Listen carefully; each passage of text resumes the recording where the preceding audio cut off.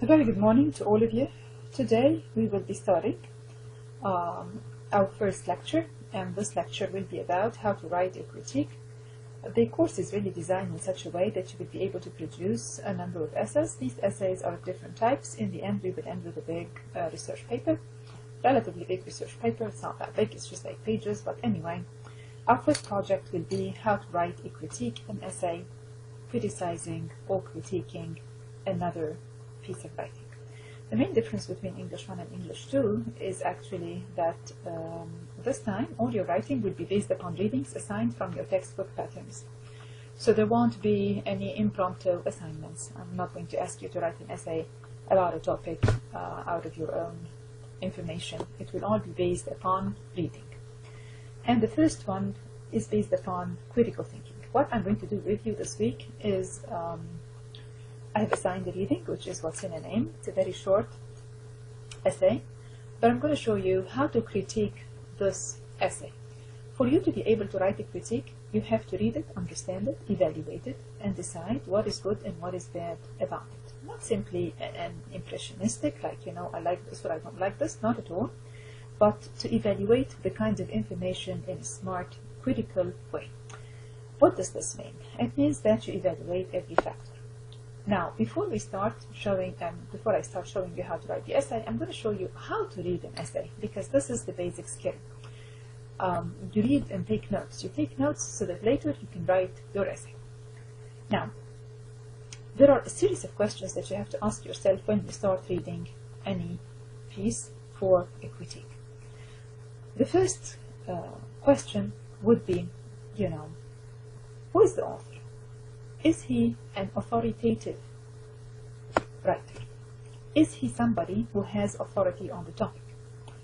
Is he subjective or objective? Meaning subjective meaning, does he have personal interest in the topic? Does he want to convince me about his point of view because he has personal interest?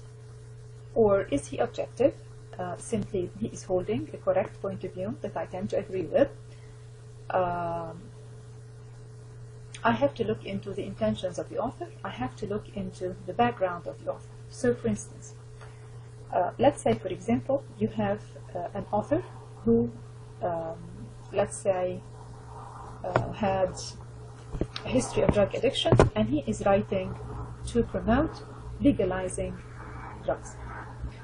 Now, I would know that perhaps his opinion is not very objective. It is highly likely subjective. I will look into his agenda. This is the kind of questions that you want to look into to discover a little bit more about the author. That does not mean that every piece of subjective writing is tainted. Not at all. Sometimes a piece of subjective writing gives us an insight into this person's experience, and you may want to agree or disagree with this experience. But you just need to realize that some people have personal objectives. They write because they want to convince you of things that would serve their own interest. And others write simply because they feel that this is an incorrect cause or this is an immoral cause. You just need to look into the intentions of the author, and you can, again, as I said, agree with a subjective perspective. So you can empathize, you can feel for that person, you can say, look, although this is subjective, I agree with it, it is fair, it is just, and it is something that we can all agree with. So as I said, you look into subjective or objective, and you form your own opinion. Meaning, yes, I agree because this is fair, or I disagree because this is not fair, or I agree because, this is a person who's suffering and I don't want that person to suffer, whatever that reason may be. But as I said, you always need to read, understand, evaluate, and react. React in forming your own opinion. The next step that I would do when I analyze a piece of reading would be to look at the title of the work. Here, the title of the work, before we move on to the title, the author's background is something that we will be discussing further in the discussion for this week, and I will be posting another screencast talking about Gates' background and Gates' perspective, while I listen to what you have to say, or I read what you have to say about Gates' background and his perspective and what you think of that and its bearing on his writing. Title of the work, what's in the name, is the second thing that you want to understand. It is a question, right? it's in a question form, it's in the interrogative form. He's saying, what's in a name? So he's asking his readers to understand what does it mean to have a name. So, what's your name? You want to look into your own name, and how does your name affect your personality? Why is naming so important? And I'm going to give you the answer to this. Actually, there is a biblical story that affects the Western mind. And it is the basis of this big issue about naming, and why is naming such a big issue. Remember in the story of creation, when God brought in the story of Adam and Eve, in the first book of the Bible, in Genesis, and God brought the animals in front of Adam and asked him to name them. And then he gave him dominion over them. Because Adam had power over the animals, because Adam was more control over the animals, because he was favored over the animals, he was given the chance to name them. We name our children because we have power over them. We name our pets because we have power over them. So naming something shows that one person has power over another. The second thing that what's in a name brings to our mind is the Shakespearean play Romeo and Juliet, and I hope you've all done it. It's a beautiful, beautiful play in high school. And if you remember, this line was said by Juliet in the balcony scene, where Juliet fell in love with Romeo, and she realized after having fallen in love with him that he is the son of her father's worst enemy. But then she says, I love everything else about him. The only thing that I don't love about him is his name. So she says, what's in a name? It's no part of him. It's no part of a man. It's not his arm. It's not his leg. He can live without his name. And actually, Romeo responds to her in that lovely sort of love scene, saying, I will give up my name for you. I will unname myself. But in the story, we know later on that when the time comes, after he has married her, when somebody insults, when it becomes a family issue, and it is his name that is, basically, her cousin wanted to have a fight with his best friend, and his best friend wanted to defend him, and then it reached the point where it is her family name, or his family name, or the kind, or who he is. He did not accept the insults of her cousin and his murder of his best friend, and he avenges his best friend's death by killing his wife's cousin. Basically, he refuses to accept that he refuses to accept that he doesn't have any. He refuses to deny his identity. He refuses to deny his lineage. He finds her lineage enemies to him, and he basically acts upon the name, because the name is identity. The name is destiny. Who you are is, your name relates you to your family, relates you to your destiny, and it is very difficult to let go of this, according to Romeo and Juliet. So basically, from the beginning, from the title, Gates is establishing the relationship between the name of the individual and his identity, his history, and his future. He says that the name decides, as it has decided for Romeo, his future. It decides one's position in life. It decides everything about him. It decides his destiny. I'm going to go a little bit and show a little bit of the lecture so we can discuss it together. Alright, let's see. It's moving here. Okay. Alright. Now we want to talk a little bit about the quotations in the play. In the essay, he starts with two interesting quotations, and again the quotations emphasize the same key points that he wants to make about the name. So Baldwin's quotation establishes the relationship between the self and the name. So he says, the question of color takes up much space in these pages, but the question of color, especially in this country, operates to hide the graver questions of the self. So it's really, he says, the question of the self, name and self. This is the relationship that he wants to bring. And Ellis's quotation also plays on naming a colored man George, or naming all colored men George, and she lists it as a slur. It's a list of slurs, and it shows that it was used by the white people to erase the identity of the African American man by simply denying him his own name, his own history, his own position. He just becomes a George, one of many Georges that doesn't have a face, doesn't have a name. It's an act of humiliation, obviously.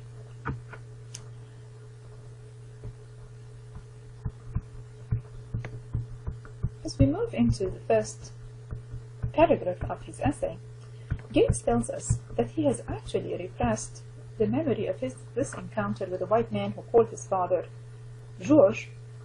He has repressed this memory. And saying that he has repressed it, but it was very vivid, meaning it remained alive somewhere in his memory, of course brings in Freud, right? For those of you who've done some psychology, Mr. Freud has told us that we repress painful memories. Things that are painful to us, they are not erased. It's not that we have forgotten them. We haven't forgotten them. They are hidden somewhere in our psyche. He called this somewhere in our psyche, the subconscious or the unconscious. And he says that we hide their painful memories just because they hurt us so much, but actually we act upon them whether we like it or not. If you read throughout the essay, you will see that Gates actually acted upon this memory every time he saw the white man who called his father George. Each time he refused to recognize him and he refused to look into his eyes. Although he says he has forgotten the memory, which means that the memory was never really forgotten, it was always hidden somewhere, always motivating his actions to that particular man and perhaps to other white men.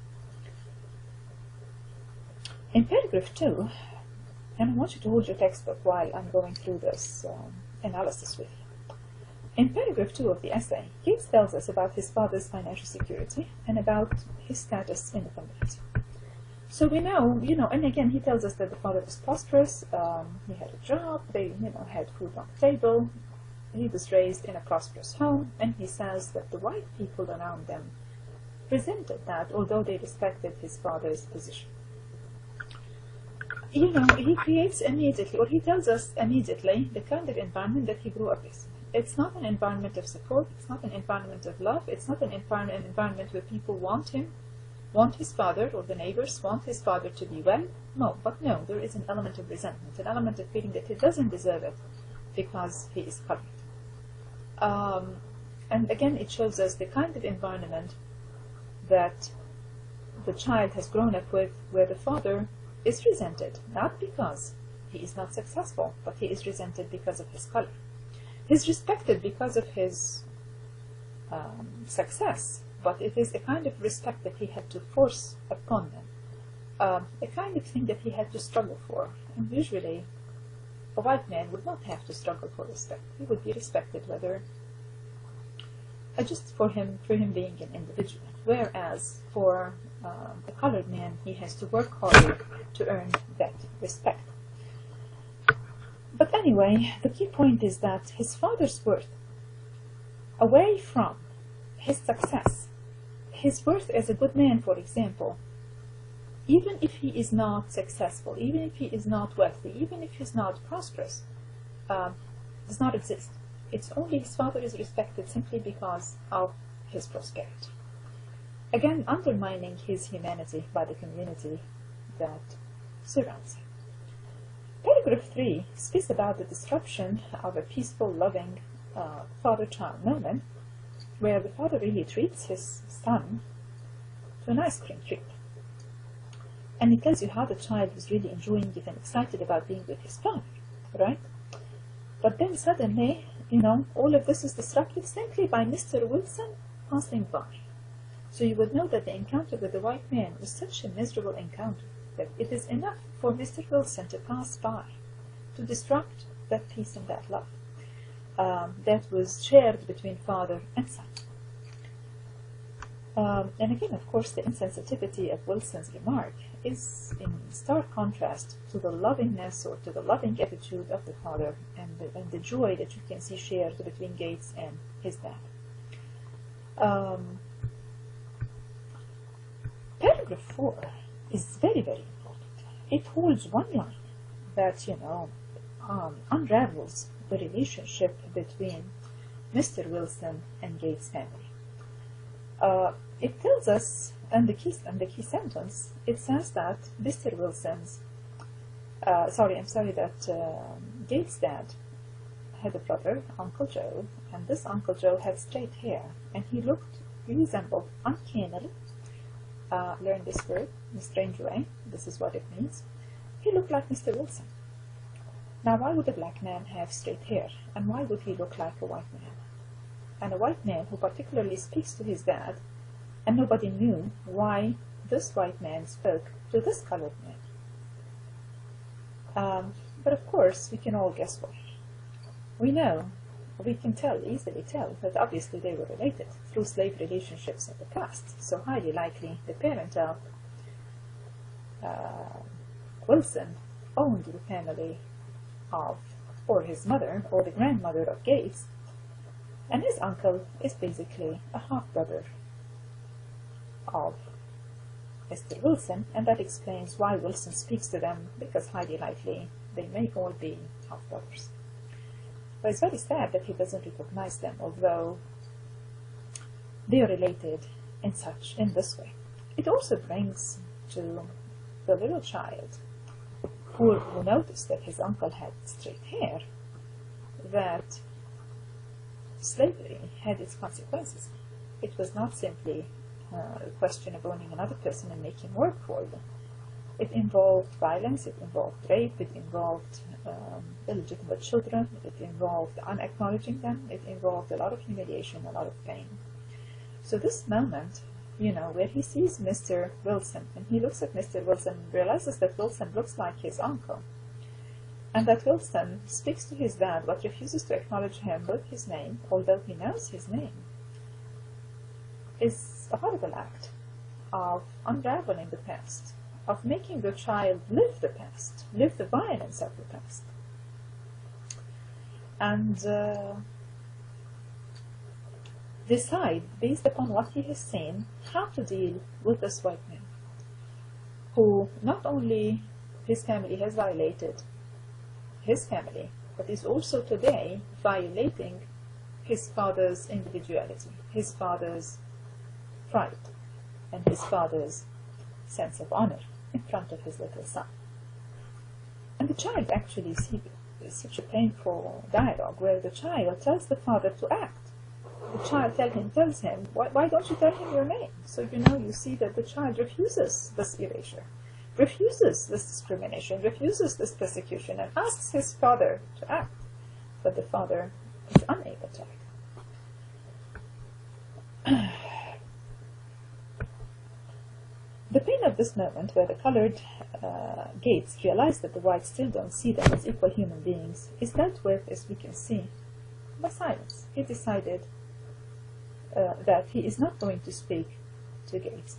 He's not going to speak to Wilson, and he's not even going to look him into the eye. He refuses to acknowledge him in exactly the way that he has refused to acknowledge his father. But not only this, the whole family deals with all of these painful encounters with white men who try to erase their identity and put them down by silence and repression. So we see that in the end, the family is gathering together, and he's saying, that this was their way of dealing with painful memories. By positive reinforcement, they remember somebody, some colored man who has made it, and everybody speaks highly of him, and then they talk about him, and this sort of boosts their morale. But they don't speak about the humiliation, they repress it, and this is how they are able to resist their character erosion and to build their own character in a more positive way. Actually, I find it very interesting that Gates not only refused to acknowledge Wilson by not looking him into the eye again, because he found him that he's not worthy of being recognized or acknowledged. He also wrote this essay, and writing this essay, he gets even, right? He's able to redress the pain that has taken place. He's able to expose Wilson for what he is. Now, we read this essay, and we think of Mr. Wilson as an idiot, an unjust man, a man who did something that no human being should ever do to another. He partook of So basically, Gates did a lot through his writing. If I chose to write an essay, and this is just an option, of course you can form your own opinion, but I'm just going to show you how do I write a critique of this essay. How do I form an opinion about this essay, and how do I support it? Alright, through writing, what's in a name? Gates exposes cultural persecution, its destruction of healthy relationships between the white and the colored people, and its psychological effect on the development of African American youth. I have basically formed a thesis and supported it with a 3-part development plan. My opinion is that he is able to redress the pain and to redress the insult by writing the essay. And I obviously agree with what he has to say. I do not criticize him for it. On the contrary, I support him. So my critique of his writing is that I evaluate it positively. I think that he's doing a magnificent thing. He looks at this one small encounter and he explains it to us, because in many cases these cultural acts of persecution go unnoticed. He exposes cultural persecution. He shows that calling him George, failing to mention his name, is in itself an act of persecution.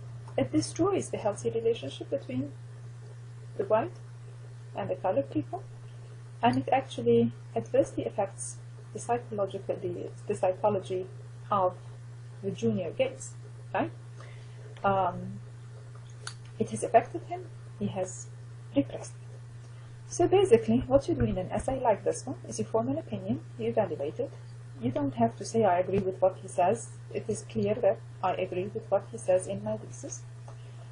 I write an introductory paragraph first. I will start with an introductory paragraph so that I'd explain to the reader the history of slavery, emancipation, what happened, the Civil War perhaps, just a sentence or two, and then how the slaves basically gained their freedom, and then how they, little by little, were able to gain political rights and, reached equality and all of that. But despite all of this, the existence of cultural acts of persecution and, lack of equality. And then I will talk about the act of writing. How can writing educate people? How can it change their opinion? And how can it help in social reform? And then I will end with my thesis and development plan, which I've just mentioned for you. And then I'll start the 3 body paragraphs. Each paragraph will be a part of the development plan. So I will first talk about exposing cultural persecution, talk about acts of cultural persecution. It is name calling, that's one thing. Avoiding to socialize, that's another act of cultural persecution. Belittling their achievement. There are many ways in which you can persecute someone, and he exposes one of them. The author here exposes one of them, which is to call a name calling, call him George, to call his father George. So first to define what is cultural persecution, mention examples of it, and then focus on what Gates reveals in here, and say how does this expose, the act of exposing, meaning showing them as wrong, making everybody in the world realize that this is a wrong thing, one shouldn't do it. It is not something that is to be taken lightly. And then I will move in the next paragraph to the destruction of the healthy relationship between the whites and the colored people, and that normal relations, healthy relationships, are based on love and support and feeling for one another, not hurting one another. And how is it that it is impossible to build such a positive relationship when you don't recognize the other person as your equal, and not only this, when you don't recognize that this person has feelings and that you don't understand them for who they are? That's 2. And then the third one is the psychological effect on the development of African American youth. Say, well, people who grow in this environment are at disadvantage. They still feel belittled, they still feel that they have a problem, they have to prove themselves, they have to prove themselves to the people around them, they are stereotyped. There are many things that one can talk about in which, how is it that a child who grows in this environment or who grows in this world suffers. And we just again talk about how Gates, Junior Gates, the author of this, work suffers and represses these memories, only to grow up and to make it his cause, the thing that he lives for, to create social reform and to make people aware that there are certain behaviors that can hurt others, that can be as destructive as that. In the end, you end with a nice conclusion. This conclusion you can talk about other information that you've researched. You can end with other ways of resisting character erosion in addition to writing. Some people tell stories to one another. Some people to resist erosion. Some people rewrite history. Some people introduced, for example, feasts like Kwanzaa, created their own culture, brought back their own folk songs and folk traditions, created for themselves a new culture that they are proud of. They researched their history. There are many things that people can do to resist this kind of cultural erosion, and many of them have been used by people who are persecuted, whether they were African Americans or they were women or they were people who suffered from religious persecution. Just a little bit about myself. I am of Coptic descent, and a part of my research work and a part of my dissertation and my PhD work was about resisting cultural persecution, religious and cultural persecution in my own culture. This is a very big topic. It's a part of post-colonial theory today. It is very interesting and very nice for you to be introduced to it. I hope you've enjoyed your reading and you realize what is critical thinking. And critiquing does not always mean that you find what is wrong, but that you read and evaluate, read carefully, critical analysis. You can add also things that you like or you dislike about his writing. What I've done is I wrote what I thought I liked about his writing. That was my evaluation of my writing. Perhaps you disagree. Perhaps you have a different point of view. Remember that in your writing, this is self-expression. You can do whatever you like. You are free to have your own thesis. But what is most important is that you do analysis and very little summary. Your summary is to support the analysis. And point number 2 is to remember to support your point of view. So it's not enough to say, I think you did a great job, or I don't think you did a great job, and then not support it with evidence from your reading. Now, next week, what we will be doing, we will be reading other essays, a lot of them. I will be posting short screencasts like this one on each piece of reading, and so that I'll give you the gist of it, you would understand it, and then I will ask you to write an essay about the meaning of silence in different situations, because here, for example, you see that silence is taking a stand. He's taking a stand against him. He refuses to acknowledge him. So silence is giving him basically the silent treatment, saying that you're not worthy of being spoken to. Sometimes silence will mean other things, as we will read together, and also language, meaning where sometimes you decide to talk, and then I will ask you to write an essay based upon a number of other readings where you can pull information from all of these essays and formulate your own opinion and support it in exactly the same way. If you have any questions, please don't hesitate to ask them. I hope you understood it, you understood the reading, and you understood how to write a critique. There is also a handout on the website so that you can have some guidelines on how to write a critique. There will also be other posts to help you. Again, if you have any questions, please don't hesitate to email me or to speak to me over the phone during my office hours, or even at any other time if you want to. I wish you the best of luck, and we will be talking every week.